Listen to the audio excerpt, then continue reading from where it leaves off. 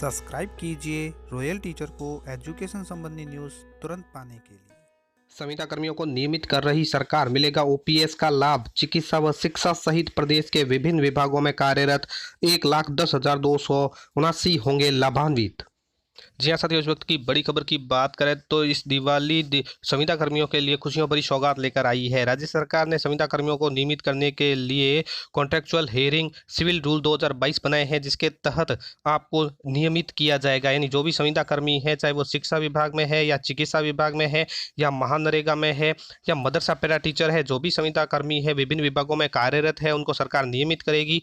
इसके बारे में दोस्तों मैंने एक दिन पूर्व ही एक वीडियो बनाया था, जिसमें मैंने शिक्षा विभाग में जो पंचायत सहायक शिक्षा कर्मी या पैरा टीचर लगे हुए हैं उनके बारे में बताया था कि उनका पदनाम भी बदला जाएगा, साथ ही उसका वेतन भी बदला जाएगा। अधिकतम जो वेतन उनको दिया जाएगा वो 32,300 के रूप में दिया जाएगा। साथ ही उनके लिए क्या क्या योग्यता रखी गई है वो भी इस वीडियो में बताया गया है। बात करें दूसरे विभागों में, यानी राजस्थान प्रदेश के सभी विभागों में जो कार्यरत कर्मचारी है, जो संविदा कर्मी है, उनको सरकार है वो नियमित करने जा रही है। सरकार की हुई बैठक में उन्होंने एक एजेंडा जारी किया है, जिसमें बताया है कि प्रदेश में करीब 1,10,279 संविदा कर्मियों को नियमित किया जाएगा। इनके वेतन में परिवर्तन किया जाएगा, उनके लिए कुछ शर्तें भी निर्धारित की जाएगी। अब उनमें जो संविदा कर्मी नियमित होंगे उनको ओपीएस का भी लाभ दिया जाएगा, यानी ओल्ड पेंशन स्कीम का भी लाभ दिया जाएगा।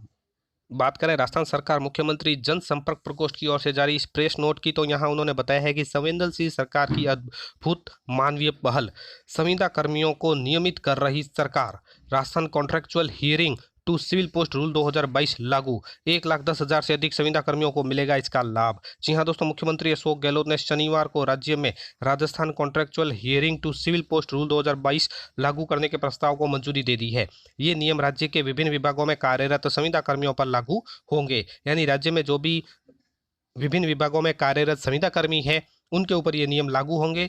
तो प्रदेश में 1,10,000 से अधिक संविदा कर्मियों को नियमों के दायरे में लाकर लाभान्वित किया जाएगा। मुख्यमंत्री निवास पर आयोजित महत्वपूर्ण बैठक में लिए गए श्री अशोक गहलोत के इस निर्णय से दीपावली के अवसर पर इन संविदा कर्मियों के जीवन में उजियारे की राह प्रशस्त होगी। यानी ये दीपावली उनके लिए खुशियों भरी होगी। उल्लेखनीय है कि केंद्रीय प्रवृत्ति एवं राज्य सरकार की विभिन्न कल्याणकारी और सामाजिक सुरक्षा से जुड़ी योजनाओं की क्रियान्विति में ये संविदा कर्मी महत्वपूर्ण भूमिका निभाते आ रहे हैं, लेकिन इनकी सामाजिक सुरक्षा का ध्यान नहीं रखा गया है। यहाँ तक कई राज्यों में तो इसका मानदेय तक नहीं बढ़ाया गया है। श्री अशोक गहलोत द्वारा मानवीय दृष्टिकोण के साथ लिए गए इस फैसले से करीब 1,10,000 से अधिक संविदा कर्मियों को सामाजिक सुरक्षा सुनिश्चित हो सकेगी। और इस निर्णय से शिक्षा विभाग में बात करें, यहाँ पे जो शिक्षा विभाग की है तो शिक्षा कर्मी, पैरा टीचर, ग्राम पंचायत सहायक, अंग्रेजी माध्यम अध्यापक सहित 41,423 संविदा कर्मी और ग्रामीण विकास एवं पंचायती राज विभाग के राजीविका और महानरेगा में कुल 18,326 कर्मचारी है। अल्पसंख्यक विभाग की बात करें तो वहाँ 5,697, मदरसा पैरा टीचर और चिकित्सा स्वास्थ्य विभाग व चिकित्सा शिक्षा विभाग के 44,833 संविदा कर्मियों सहित प्रदेश के कुल 1,10,279 संविदा कर्मी इन नियमों से लाभान्वित होंगे।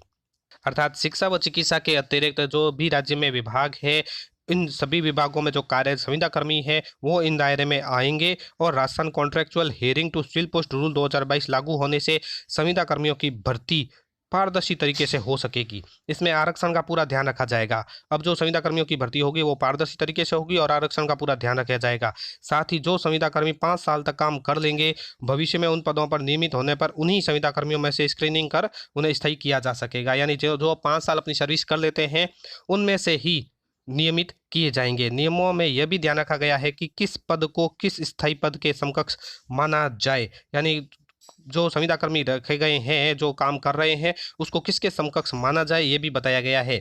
इसी आधार पर इन संविदा कर्मियों के लिए मानदेय का निर्धारण किया गया है और स्पेशल प्री प्रोटेक्शन का प्रावधान भी रखा गया है। नियमित होने पर इन कर्मचारियों को ओपीएस का लाभ भी दिया जाएगा, यानी ओल्ड पेंशन स्कीम का भी लाभ दिया जाएगा अगर ये नियमित होते हैं तो। संविदा कर्मियों की बात करें तो नियमित को लेकर समय समय पर कई कमेटियां बनी, लेकिन इनकी समस्याओं का स्थायी समाधान नहीं हो सका। गहलोत ने वर्ष 2022-23 बजट में संविदा कर्मियों को विभागवार कैडर बनाने की घोषणा की और 22-23 में बजट में इनके मानदेय में 20% वृद्धि की जाने की भी घोषणा की थी। बात करें श्री गहलोत की तो इन्होंने इनकी पीड़ा को समझा और प्रदेश में पहली बार Rajasthan contractual hiring to civil post rule 2022 लागू किए गए ताकि समाज का हर वर्ग सामाजिक सुरक्षा के दायरे में आए। इसी सोच के साथ लिए गए फैसले से लाभान्वित होने वाले सभी संविदा कर्मियों को गहलोत ने बधाई दी है, उनके उज्जवल भविष्य की कामना की है। तो ये थी दोस्तों प्रेस नोट की बात जो मैंने आपको बताई। Rajasthan contractual hiring civil post rule 2022 जो राजस्थान सरकार द्वारा लागू किया गया है, उसमें संविदा कर्मियों को लाभान्वित किया जाएगा। कितनों को किया जाएगा, किस विभाग में किया जाएगा, ये भी मैंने आपको बताया। इसके संबंध में और भी जानकारी मिलेगी तो आपको रॉयल टीचर यूट्यूब चैनल पर सबसे पहले देखने को मिलेगी। उम्मीद है दोस्तों ये वीडियो आपको पसंद आई होगी। वीडियो पसंद आए तो जरूर लाइक, शेयर और सब्सक्राइब कीजिए ताकि आपको हर वीडियो की नोटिफिकेशन सबसे पहले मिल सके।